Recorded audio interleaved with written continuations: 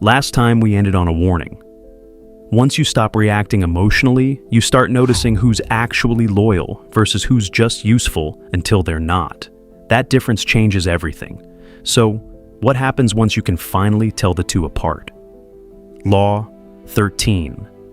Make them dependent, then remove hope. Here's where the answer gets uncomfortable. Machiavelli spent much of The Prince on a related, colder question. Is it better to be loved or feared? His answer was that fear is more reliable because love depends on someone else's goodwill, while fear depends on you. A ruler who makes people dependent on him and gives them no better alternative doesn't need their affection to keep them in line. Stripped for a video like this, that becomes, dependence is a stronger leash than loyalty. Someone who needs you can be managed even when they don't trust you. Once hope of an alternative disappears, resistance usually disappears with it, worth saying plainly. Applied to an actual relationship, employer, or family member, this isn't strategy. It's the textbook shape of coercive control. Machiavelli was writing about how a prince holds a fractious 15th century state together, not about how to keep a partner or employee compliant. Keep that line in view as we go. But dependence built through hopelessness is fragile in one specific way. It collapses instantly if the dependent party ever learns something they weren't supposed to know. Law 14. Teach just enough to stay ahead, which is exactly why the 14th law exists. Machiavelli's own advice ran the other way, on one point. He warned rulers against surrounding themselves with flatterers and yes-men precisely because withholding honest information from yourself is dangerous. But on withholding information from potential rivals, the logic he'd recognize is simple. Knowledge transferred is power transferred. A ruler, mentor, or boss who fully educates a subordinate is quietly building their own replacement. This isn't an argument for total silence. Withholding everything breeds no loyalty at all. It's a recognition that information given freely removes the leverage that made the relationship valuable in the first place. The people who stay indispensable aren't hoarding effort, they're hoarding understanding, doling it out slowly enough that no one ever fully catches up. But withholding knowledge only works if the withholding itself stays invisible, because the moment someone realizes they're being kept in the dark on purpose, quiet resentment turns into open rebellion. Which brings us to a much harsher law about how rebellion should be handled if it ever does surface. Law 15. Crush completely or don't strike at all. This is one of Machiavelli's most cited and most accurately attributed principles. In The Prince, he argued that injuries should be done all at once, so their bitterness is felt less and provokes less resentment, while benefits should be handed out slowly so they're savored longer. A half measure against an enemy doesn't neutralize them. It wounds and humiliates them, and gives them every reason to come back stronger and angrier than before. If a conflict has become unavoidable, resolve it so completely that retaliation isn't possible, or don't engage at all. Weak action against a threat is often more dangerous than no action, because it converts a rival into an enemy with a personal grudge and nothing left to lose. It's also one of the costlier laws on this list. Total resolution done wrong looks like overreach, and overreach creates exactly the resentment this law was meant to prevent. Total resolution like that is rare, though. Most of the time, the smarter move isn't force, it's confusion. Law 16. Disorient with contradiction. The 16th law belongs more to the modern laws of power genre than to Machiavelli directly.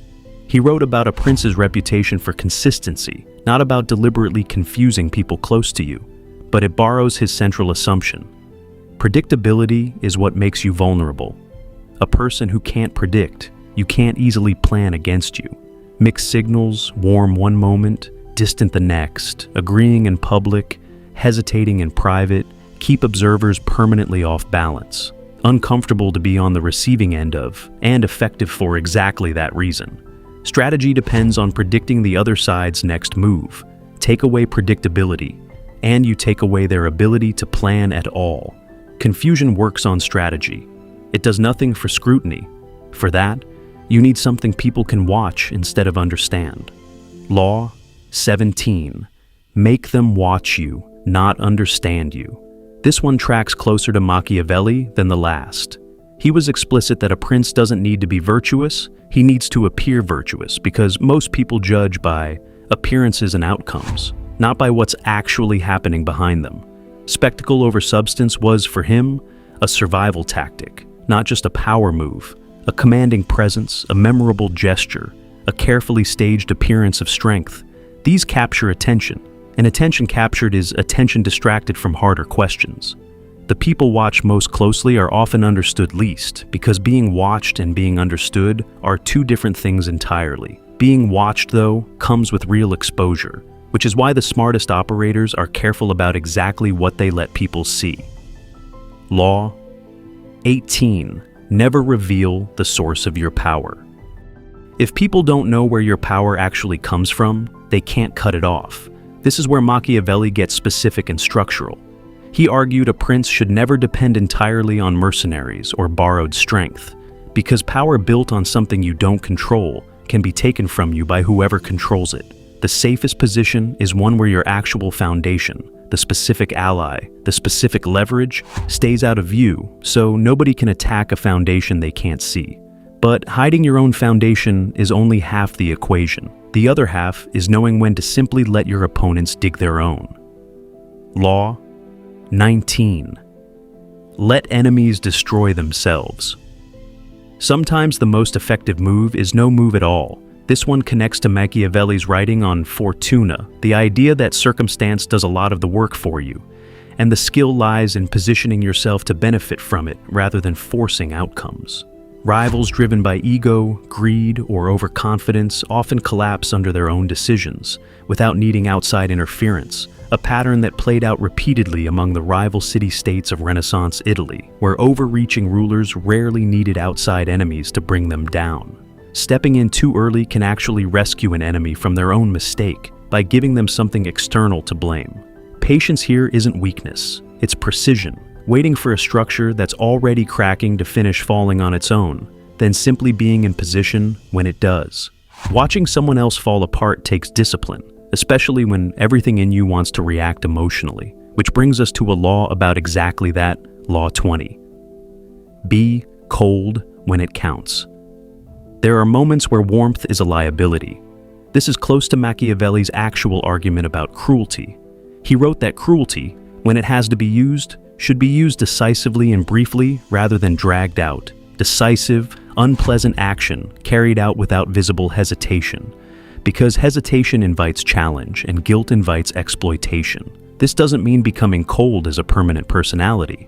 It means recognizing the specific moments where sentiment has to be set aside so the necessary thing actually gets done. The leaders remembered as strong weren't always the cruelest. They were the ones who could be genuinely warm most of the time and genuinely unmovable at the exact moment it mattered. Knowing when to be cold matters, but knowing who to let close in the first place matters just as much. Law 21. Build walls, not bridges.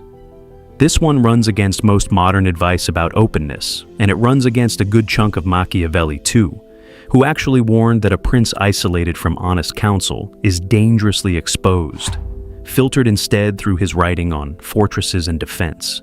He argued the best protection isn't a wall, it's not being hated. Walls don't save a ruler his people want gone. So take this law as a caution, not a strategy.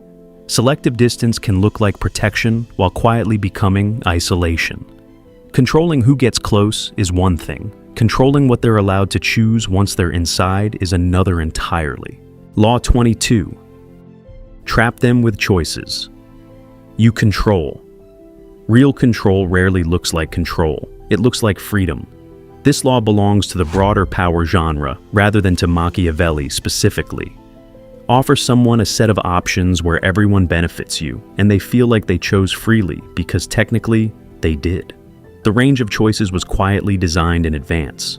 It's worth naming directly. This is a manipulation tactic, and applied to someone you're supposed to have an honest relationship with, it's a bad one. It works because people rarely rebel against a decision they believe they made themselves, which is exactly why it deserves more suspicion, not less, when you notice it being used on you. Designing choices like that takes planning, and sometimes the best way to test how people react under pressure is to create a little pressure on purpose.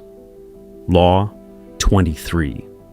Start fires you can put out. This is one of the riskiest principles here, and a modern extrapolation rather than a direct Machiavelli argument. Small, controlled crises can be useful, revealing who panics, who steps up, who's loyal under pressure, and who quietly turns against you the moment things get difficult.